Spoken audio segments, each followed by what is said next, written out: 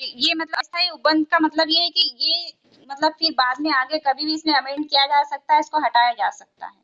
तो मध्य प्रदेश समाज के कमजोर वर्गों के लिए विधिक सहायता तथा विधिक सलाह अधिनियम 1976 की धारा 3 के अधीन स्थापित मध्य प्रदेश विधिक सहायता तथा विधिक सलाह बोर्ड की समस्त आस्तियां और दायित्व इन नियमों के प्रारंभ होने की तारीख को राज्य प्राधिकरण में निहित हो जाएंगे तथा उक्त प्राधिकरण को ऐसी आस्तियों का कब्जा लेने, उन्हें वसूल करने तथा उनके संबंध में कार्यवाही करने तथा ऐसे दायित्वों को उन्मोचित करने के लिए आवश्यक समस्त शक्तियां होगी।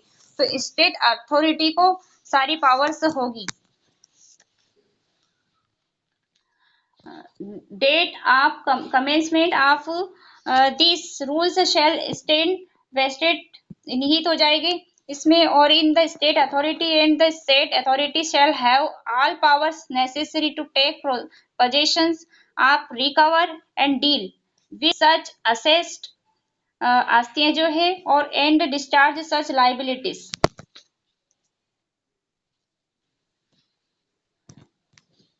24 विषय जिनमें विधिक सेवा अनुज्ञेय है। कौन से विषय है जहां पर विधिक सेवा दी जाती है? तो अधिनियम की धारा 12 तथा 13 के अधीन आने वाले मामलों के अतिरिक्त विधिक सेवा ऐसे सभी मामलों में उपलब्ध कराई जाएगी जहां विधि ऐसी सेवा का उद्देश्य ए नंबर विवाद के पक्षकारों के बीच सुलह द्वारा विवाद के समझौते का निपटारा करवाना हो, कंप्रोमाइज करवाना हो पार्टीज में। बी नंबर साधारण जनता या उसके किसी भाग के लिए केंद्रीय सरकार या मध्य प्रदेश शासन, state government, central government and state government या किसी अन्य सार्वजनिक प्राधिकरण की ओर से या द्वारा प्रायोजित विभिन्न योजनाओं के अधीन लाभ उठाने के उद्देश्य से विभिन्न विधिक अपेक्षाओं का अनुपालन करने में सहायता प्रदान करता हो। जो धारा 12 और 13 में हमने पढ़ा है क्राइटेरिया, वो तो है ही, वो उसमें तो काम करेगा ही ये विधिक सेवा, लेकिन उसके अतिरिक्त और भी ये जो 2 पॉइंट हमने पढ़े इसमें भी वो काम करेगा। 25 विधिक सेवाएं उपलब्ध कराने के तरीके। अब तरीके क्या हैं?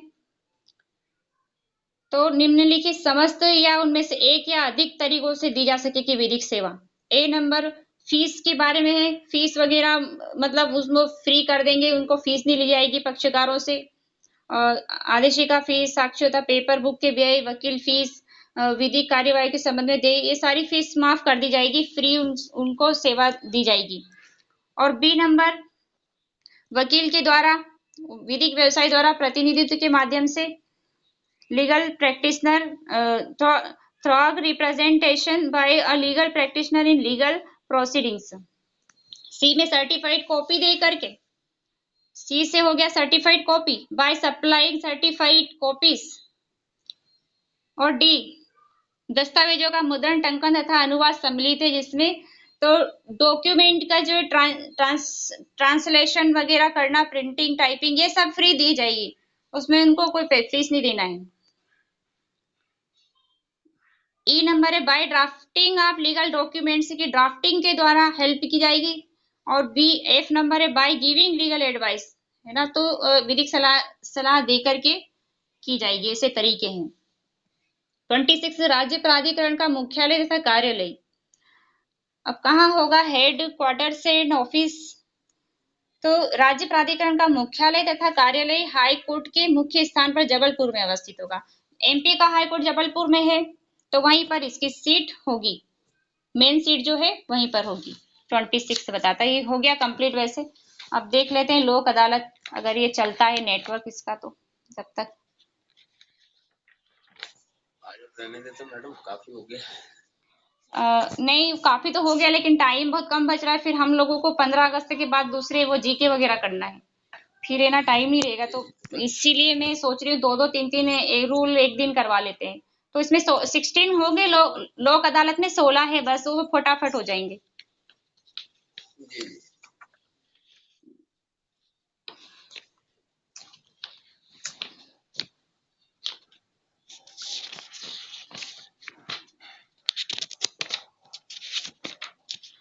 लोक अदालत 129 पेज।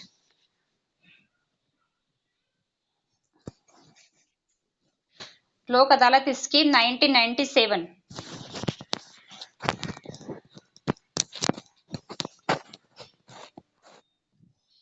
तो ये जो है ये स्कीम प्रकाशित होती है 9 जनवरी 1998 को 1998 को पब्लिश्ड होती है ये। इसमें 16 रूल है टोटल। इसमें विधिक सेवा प्राधिकरण अधिनियम 1987 की धारा सेक्शन 7 की सबसेक्शन 2 का जो क्लॉज ए तथा बी है के साथ पठित सेक्शन 2 के क्लॉज जी द्वारा प्रदत्त शक्तियों का प्रयोग में लाते हुए राज्य प्राधिकरण एतद द्वारा निम्नलिखित स्कीम बनाता है।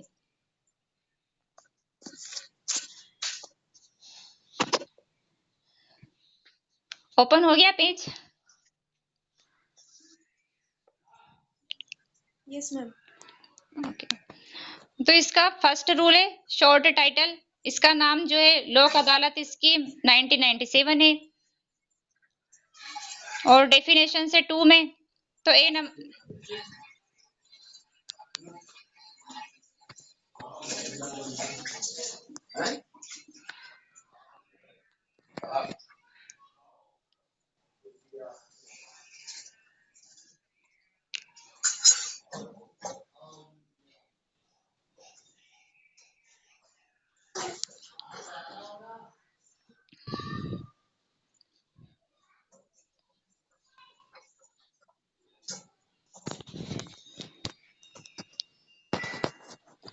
तो डेफिनेशंस तो हमको करनी नहीं है, तो कॉमन है, जैसे हमने 1996 का पढ़ा उसमें भी डेफिनेशंस दी गई है। अधिनियम से क्या मतलब है, अध्यक्ष कौन है, जिला प्राधिकरण क्या है, हाईकोर्ट क्या है, तो ये हम उसमें 1987 के एक्ट में पढ़ के आए हैं और वही 1996 में भी बताया गया है और कॉमन ये इसमें भी वही बात है, तो डेफिनेशन हमको इसमें नहीं करना है। अब इसका रूल नंबर 3 है लोक अदालत आयोजित करने के लिए प्रक्रिया, प्रोसीजर क्या है, प्रोसीजर फॉर ऑर्गेनाइजिंग लोक अदालत। अभी मैंने ब्रेकफास्ट भी नहीं किया है, मैं पढ़ रही हूँ, अभी खाना बनाऊंगी और उसके ये क्लास के बाद जब मेरा 1-2 बजे तक खाना खा पाऊंगी मैं। कल भी 2 बज गई थी मुझे खाना खाने में।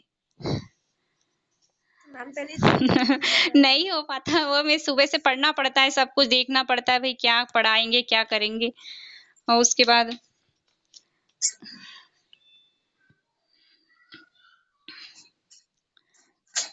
अब क्लास का टाइम चेंज कर दीजिए, ऐसा है तो मैम। नहीं, फिर उस टाइम में कोई नहीं आता, 4 बजे के टाइम में सबकी एक्स्ट्रा क्लासेस रहती है, इसलिए मैं इसी टाइम पे करती हूँ। हाँ, रूल 3 इसका लोक अदालत आयोजित करने के लिए जो प्रोसीजर है उसके बारे में है। इसका सब रूल 1 है यथा स्थिति हाई कोर्ट विधिक सेवा समिति या जिला प्राधिकरण का सचिव या तालुक विधिक सेवा समिति का अध्यक्ष, मतलब high court legal service committee का सचिव और डिस्ट्रिक्ट अथॉरिटी का जो सचिव सेक्रेटरी, वो मतलब इन दो का तो सचिव हो गया, और तालुक विधिक सेवा की बात आती है तो अध्यक्ष आता है। ये इसलिए मैं बता रही हूँ ताकि आगे भी मतलब यही सेम बातें आएगी, तो उसमें हमको ये करना है कि हाई कोर्ट का भी सचिव होता है और जिले का भी सचिव होता है और अध्यक्ष इसका होता है तालुक का। अंतरालों पर लोक अदालत आयोजित करेगा नियमित अंतरालों पर, तो इसमें कन्वेन एंड ऑर्गेनाइज लोक अदालत एट रेगुलर इंटरवल में करेगा, मतलब प्रोवाइडेड इसका, परंतु यथास्थिति हाई कोर्ट विधिक सेवा समिति या जिला प्राधिकरण का सचिव जो है तालुक विधिक सेवा समिति का अध्यक्ष, अधिनियम की धारा 20 के अधीन उसे समुचित संख्या में मामले निर्दिष्ट होने पर या अन्यथा उन्हें लिए जाने के लिए उपलब्ध होने पर यथाशीघ्र लोक अदालत बुला सकेगा। जो ये सचिव होता है और ये जो अध्यक्ष है ना, सेक्रेटरी और जो ये चेयरमैन है, इनको मतलब मामले इनके पास आते हैं, निर्दिष्ट किए जाते हैं, तो ये लोक अदालत बुलाते हैं। तो इनके पास ये मामले आते हैं जो लोक अदालत के लिए है, वो आने के यथाशीघ्र लोक अदालत ये बुलाते हैं। और लोक अदालत के बारे में सेक्शन 20 में बताया गया है, लोक अदालत के द्वारा जो कॉग्निजेंस लिया जाता है उसके बारे में सेक्शन 20 में है, जो चैप्टर 6 में है 19 to 22। रूल 2 इसका राज्य प्राधिकरण को प्रज्ञापना की बात करता है। Intimation to the state authority. One है इसका यथास्थिति। यथास्थिति का मतलब ये है कि हाई कोर्ट कमिटी है, जिला प्राधिकरण है, उसका जो सचिव है वो, और तालुक का जो अध्यक्ष है वो राज्य प्राधिकरण को, जो स्टेट अथॉरिटी है, लोक अदालत का आयोजन करने के प्रस्ताव के बारे में ऐसी तारीख से पूर्व जबकि ऐसी लोक अदालत आयोजित की जाना प्रस्तावित है सूचित करेगा। मतलब डेट फिक्स हो गई है तो उस तारीख के पहले जितना जरूरी होता है उतने टाइम में नोटिफाई कर दिया जाता है लोक अदालत आयोजन करने के बारे में, और निम्नलिखित जानकारी प्रस्तुत करेगा। Organised and furnish the following information to the state authority. वह स्थान तथा तारीख जिस पर लोक अदालत का आयोजन किया जाना प्रस्तावित है। The place and the date at which the Lok Adalat is proposed to be organised. B है इसमें जैसे लंबित मामले हैं और मुकदमेबाजी से पूर्व के विवाद या दोनों है ना, कोई मतलब पेंडिंग पड़े हुए मामले, मतलब जो कोर्ट के पास में बहुत सारे केस पेंडिंग हो जाते हैं, इकट्ठे हो जाते हैं, तो वो कोर्ट लोक अदालत को भेज देती है मैटर्स को कि आप लोक अदालत के द्वारा सोल्व कर दीजिए, रिजोल्व करिए इनको, क्योंकि कोर्ट में बहुत सारे काम इकट्ठे हो जाते हैं तो बहुत भार हो जाता है उनके ऊपर, तो वो अपने कामों को लोक अदालत के द्वारा निपटाने के लिए उनको भेज देती है। या तो वो लंबित मामले हैं, पेंडिंग है वो मैटर्स, या फिर मुकदमेबाजी के पूर्व के विवाद है ना, कोर्ट में नहीं पहुंचे हैं, उसके पहले के कोई है लिटिगेशन पेंडिंग केस और प्री लिटिगेशन डिस्प्यूट्स। तीसरा इसका लोक अदालत के समक्ष लिए जाने वाले प्रस्तावित मामलों की संख्या।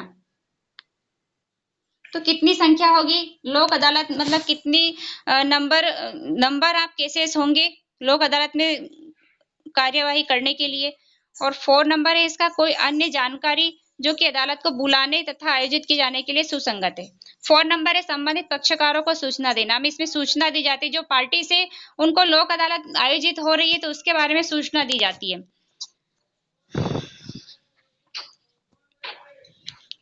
ताकि मतलब सूचना इसलिए दी जाती है ताकि अदालत के लिए स्वयं की तैयारी करने को से अवसर प्राप्त हो सके।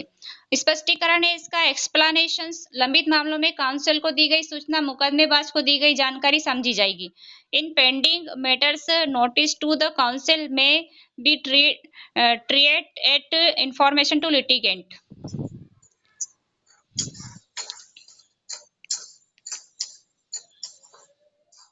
5 है इसका लोक अदालत की संरचना, जो गठन होता है लोक अदालत का उसके बारे में। इसमें हाई कोर्ट स्तर पर लोक अदालत मतलब जो हाई कोर्ट लेवल पर होगी उसके बारे में फर्स्ट में बताया गया कि लोक अदालत आयोजित करने वाला हाई कोर्ट विधिक सेवा समिति का सचिव और मुख्य न्यायमूर्ति के अनुमोदन से, जो चीफ जस्टिस है उनके अप्रूवल से लोक अदालतों की पीठ गठित करेगा। जो बेंच है लोक अदालत की वो कॉन्स्टिट्यूट करेगा और प्रत्येक पीठ में निम्नलिखित में से 2 या 3 समाविष्ट होंगे।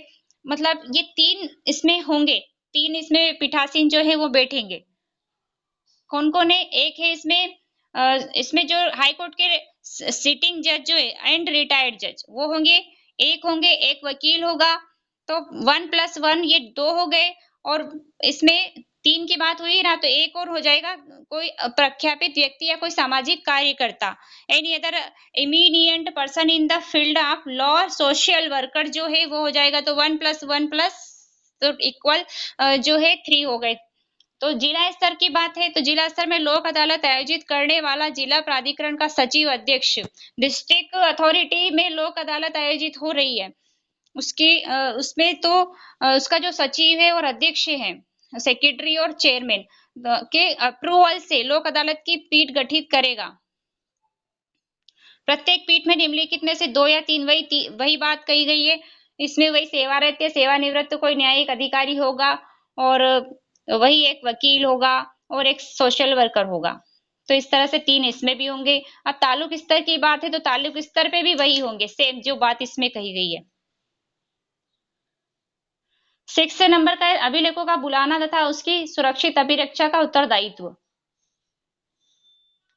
Summoning of records and the responsibilities for its safe custody. जो मतलब ये जो सचिव है और अध्यक्ष हैं, ये जो है उन लंबित मामलों के जो धारा 20 के अधीन लोक अदालत को निर्दिष्ट किए गए हैं न्यायिक अभिलेख मंगा सकेगा। जो कोर्ट के पास लंबित है, पेंडिंग है मैटर्स, वो सेक्शन 20 में जो लोक अदालत को निर्दिष्ट किए गए हैं न्यायिक अभिलेख मंगा सकेगा। और 2 नंबर है, यदि मुकदमेबाजी से पूर्व कोई मामला लोक अदालत को निर्दिष्ट किया जाता है, तो वही सचिव और अध्यक्ष जो है, उनके द्वारा प्रत्येक पक्षकार का प्राधिकृत विवरण लोक अदालत के समक्ष प्रस्तुत करने के लिए प्राप्त किया जाएगा। मतलब लोक अदालत आयोजित कर रहे हैं, तो उसमें मतलब जितना भी डिटेल होगी उसकी, सब उसको लोक अदालत को प्रोवाइड करवाई जाएंगे, उसको बताए जाएंगे लोक अदालत को। और 3 नंबर का इसका यथास्थिति हाई कोर्ट विधिक सेवा समिति जो है और जिला, इसका जो सचिव और अध्यक्ष हैं, अध्यक्ष तो इसके हैं तालुक के, उस समय से जबकि वे न्यायालय से प्राप्त हो तथा उस समय तक जब तक कि वे लौटा न दिए जाए सुरक्षित अभिरक्षा के लिए उत्तरदायी होंगे। मतलब कोर्ट से ये रिकॉर्ड मंगाए जाते हैं, वहां पर कोई मामला पेंडिंग है तो वो जो रिकॉर्ड है वो सब लोक अदालत के लिए मंगाए जाते हैं, ताकि उससे जानकारी मिले लोक अदालत को कि कौन सी इसमें प्रोसीडिंग चली है, क्यों, कौन से पार्टी से क्या स्थिति है, उनकी उनका स्टेटस जानने के लिए और ये सब करने के लिए उनको मंगाए जाते हैं। तब तक वो सुरक्षित अभिरक्षा में रखे जाते हैं, safe custody of the record.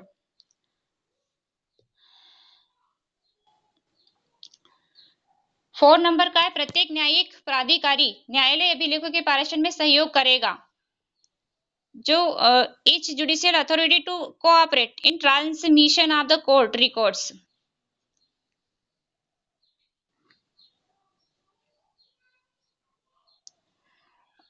और इसमें ये है कि इसमें लास्ट नंबर का है, लोक अदालत हो जाने के अविहित पश्चात, मतलब लोक अदालत हो गया कंप्लीट, अब न्यायिक अभिलेख जो है जुडिशियल रिकॉर्ड जो shall be turn immediately after holding at Lok Adalat irrespective of whether or not the case. मतलब चाहे निपटाया गया हो या ना निपटाया गया हो लोक अदालत के द्वारा कोई मामला, तब भी उसके साथ में जो कार्यवाही हुई है उसका जो रिजल्ट आया है परिणाम, उसके बारे में एक प्रस्तावना भी देगा,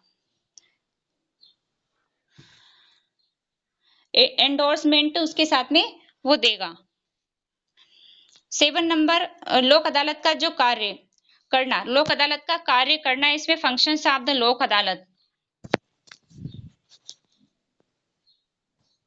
वही हाईकोर्ट और जिला प्राधिकरण जो है अथॉरिटी, उसका जो सचिव है और तालुक का जो अध्यक्ष है, और यथास्थिति का मतलब ये हाईकोर्ट का सचिव और इसका अध्यक्ष, तो ये प्राप्त होने के पश्चात मामले लोक अदालत की पीठ सौंपेगा।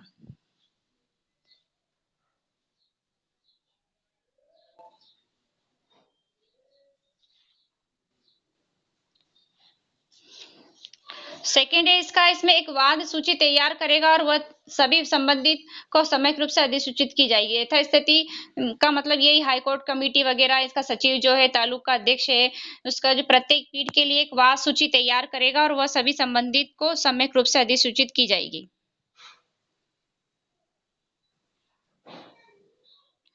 ये जो सचिव और अध्यक्ष है ना, ये एक लिस्ट प्रिपेयर करेंगे और वो सभी लोक अदालत के लिए नोटिफाई की जाएगी ड्यू मतलब इसमें क्या है, ये जो सीक्वेंस है ना इसका गड़बड़ हो रहा है। ये इंग्लिश वाला जो है ना, ये 3 नंबर का 2 में दे दिया है और ये इसका इसमें ही हो गया है, गड़बड़ हो गया है इसमें इंग्लिश में। देखिए आप इसमें इसका जो ड्राफ्ट है ना, इंग्लिश का इधर दे दिया है और ये इसका दे दिया है। हिंदी में तो सही चल रहा है, यहाँ पे इंग्लिश का अलग दे दिया है। Yes ma'am.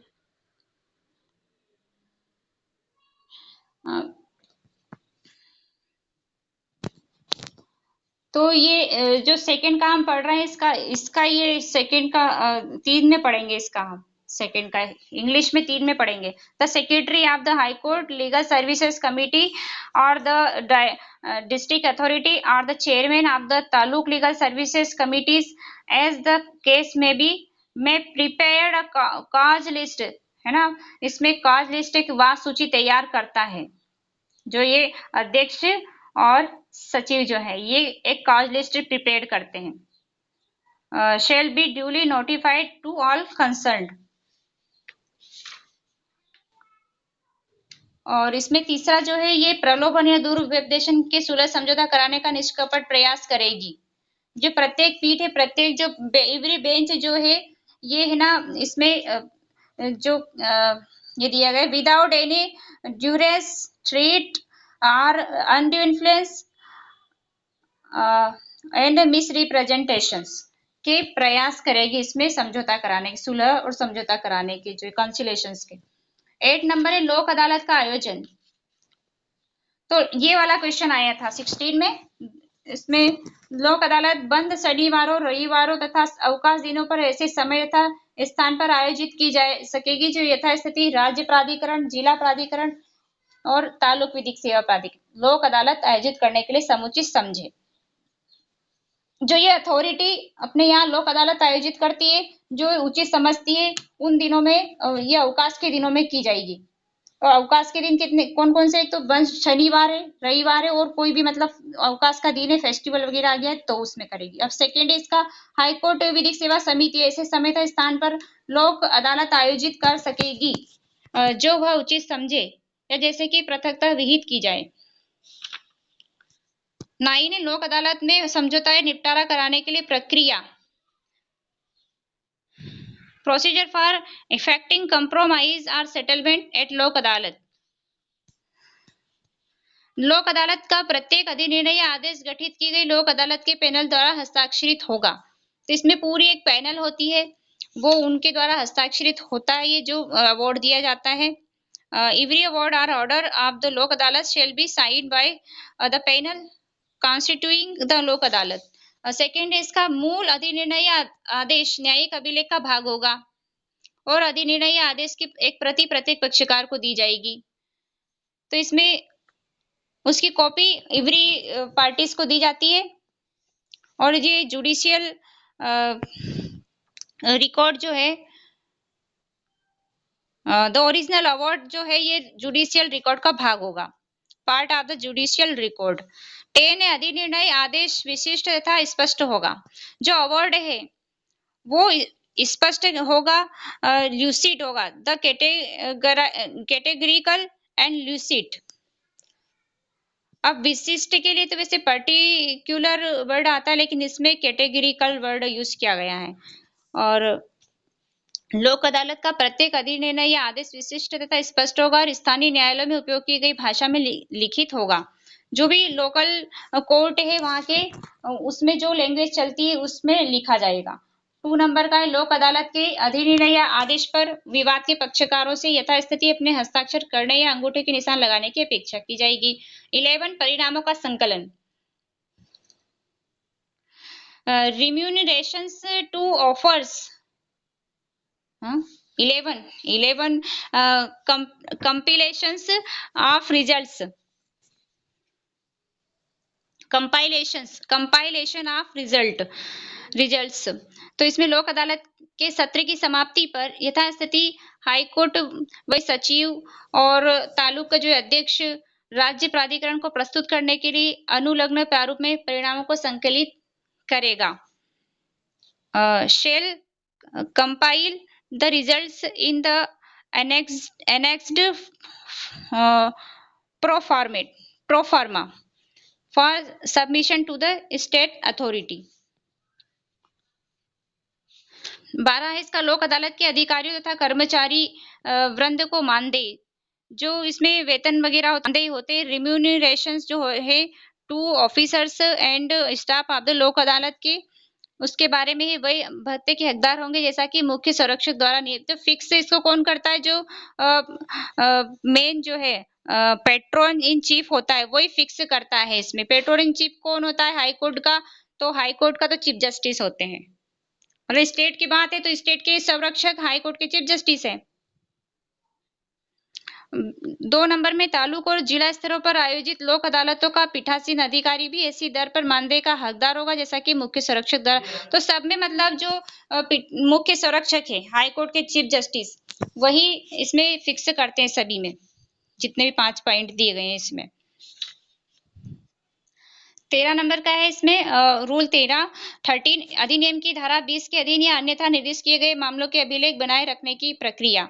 अब रिकॉर्ड कैसे बनाकर रखे जाएंगे, उसकी प्रोसीजर क्या है, इसके बारे में 13 बताता है।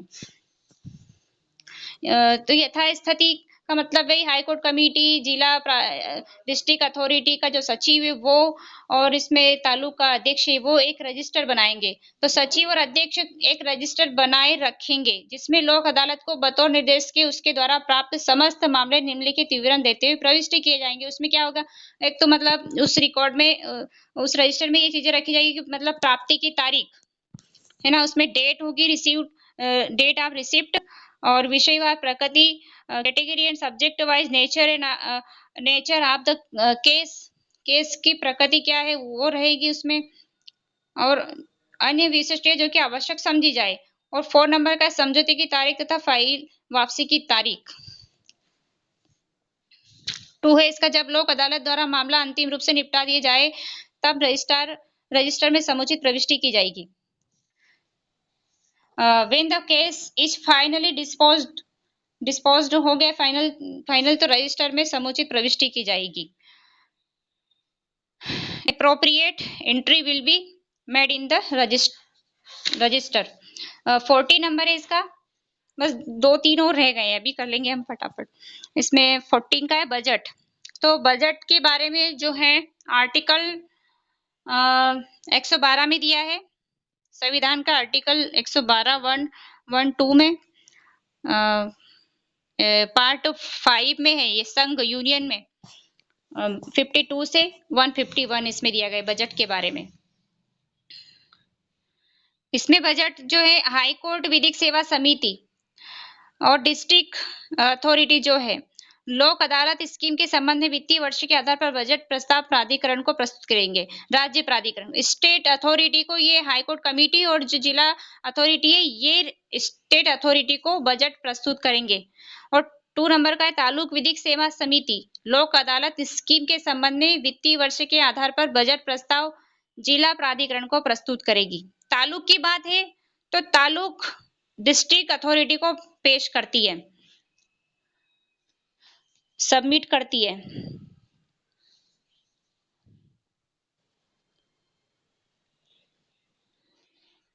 और तीसरा है इसका लोक अदालत स्कीम के लिए योजना व्यय होगा plan expenditure and may be made out of the grants received by the High Court Legal Services Committees and the District Authority and the Taluk Legal Services Committees as the case may be। तो लोक अदालत scheme के लिए जो खर्च होता है ना वो जो है ये जो अथॉरिटीज है इनके द्वारा प्राप्त किए गए जो अनुदान है उनमें से किया जाएगा। 15 है लेखाओं का रखा जाना, मेंटेनेंस ऑफ अकाउंट्स। अब लेखा रखे जाएंगे, इसमें ये अध्यक्ष उसमें समिति का अध्यक्ष है, अथॉरिटी से हाई कोर्ट कमेटी का और डिस्ट्रिक्ट का है इसमें, और तालुक विधिक सेवा समिति का अध्यक्ष लोक अदालत पर उपगत होने वाले व्यय पर संपूर्ण नियंत्रण का प्रयोग करेगा। shall exercise complete and full control over the expenditure to be incurred on the लोक अदालत। 2 नंबर का इसका यथास्थिति वही, इसमें सचिव है और राज्य प्राधिकरण को प्रत्येक तिमाही में सही तथा उचित लेखे प्रस्तुत करेगा। हाई कोर्ट कमेटी और डिस्ट्रिक्ट अथॉरिटी का जो सचिव है वो है ना स्टेट अथॉरिटी को प्रत्येक 3 महीने में सही तथा उचित लेखा प्रस्तुत करेगा। इसके लिए इंग्लिश में एवरी क्वार्टर वर्ड यूज हुआ है, इसमें तिमाही वर्ड यूज हुआ है। 3 इसका 3rd नंबर का है तालुक विधिक सेवा समिति का अध्यक्ष प्रत्येक माह जिला प्राधिकरण को सही तथा उचित लेखा प्रस्तुत करेगा। तो पर मंथ जो है प्रॉपर अकाउंट्स उसको पेश करेगा। 16 है लास्ट इसका निधि फंड की बात है। तो फंड हमने पढ़ा था सेक्शन 15, 16 और 17 में पढ़ा था।